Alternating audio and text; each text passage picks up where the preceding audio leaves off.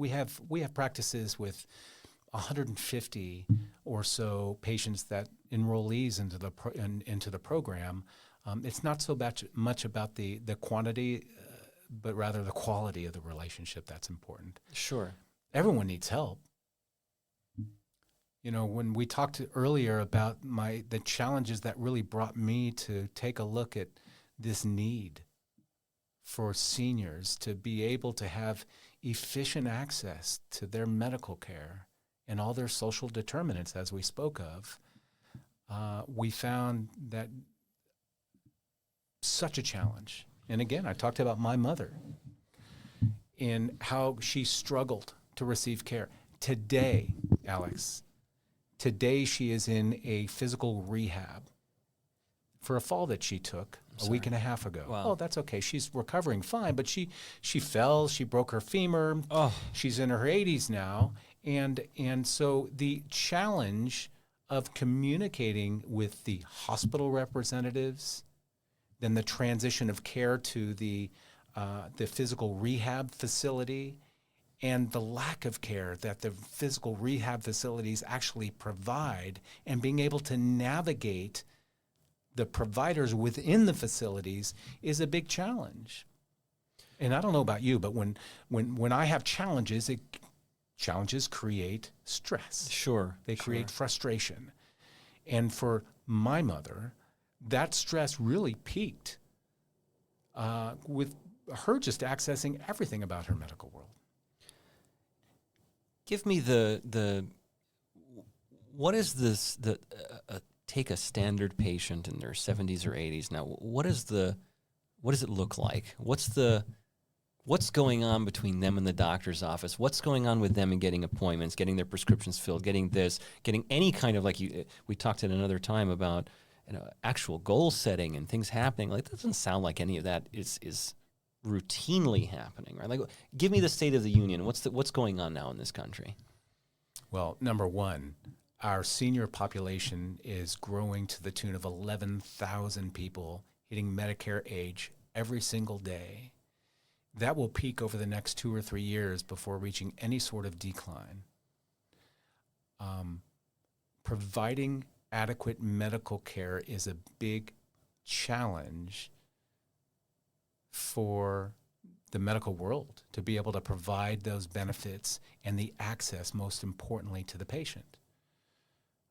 It's very difficult. It's very challenging.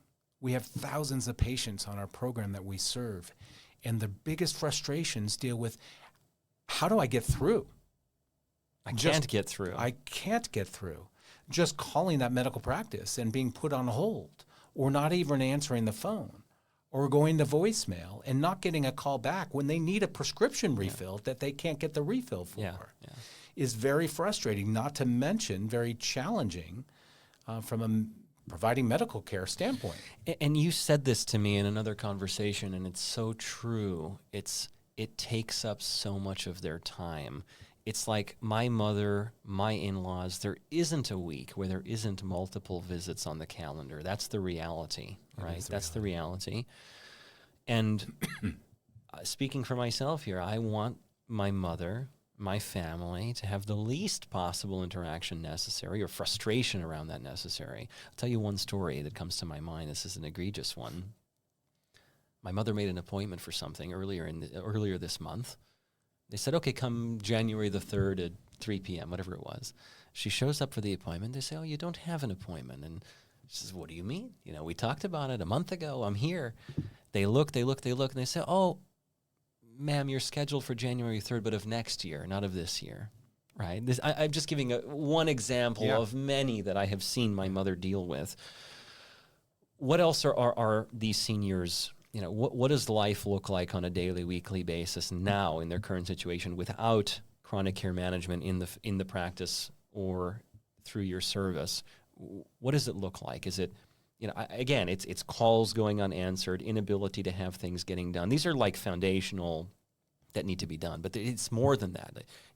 We Care provides, as you said, goal setting, making sure that things are moving, making sure that their diet is in order, they get good advice, right? All these things, it seems like it's almost a forgotten, right? It's like a forgotten now. Yeah. Is that right? Yes. I don't know necessarily that it's forgotten. I think it's not really acknowledged as far as the necessity of creating those goals and having someone, a coach, to help me accomplish those goals. So many seniors are pretty sedentary.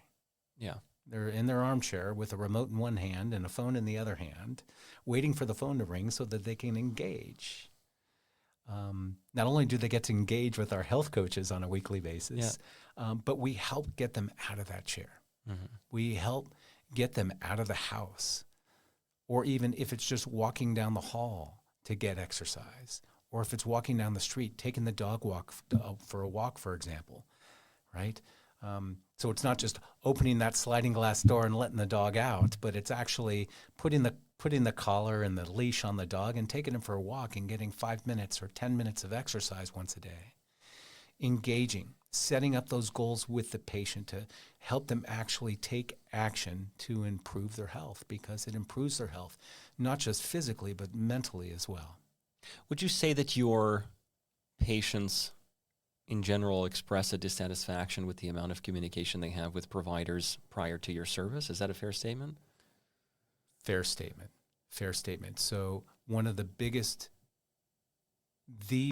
reason for patient attrition in a medical practice is due from lack of ability of that patient to effectively communicate and get things done. Essentially, they're going to go elsewhere. They're going to go elsewhere. They get frustrated when they can't get through to that practice. They'll go to a different provider that will give them the attention that they need. Is that right? Absolutely. Maybe that won't last, but they're going to go where they think they're going to get more attention. That's right.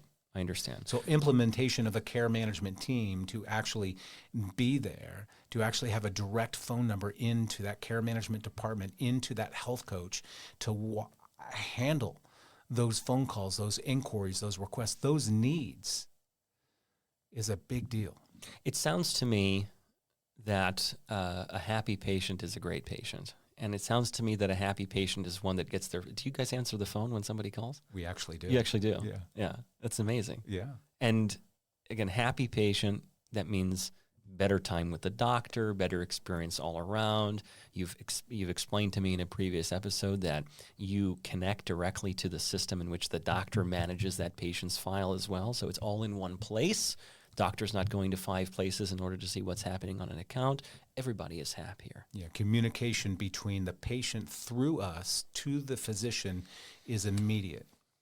And the staff, of course, has a lessening of the burden of phone calls in which they are, let's just say, could be managed better, right? Or they should be focused on other things. They're understaffed. They're already focused on other things, so they cannot pick up that phone. They cannot. They cannot spend the time that's necessary for that patient to get through to the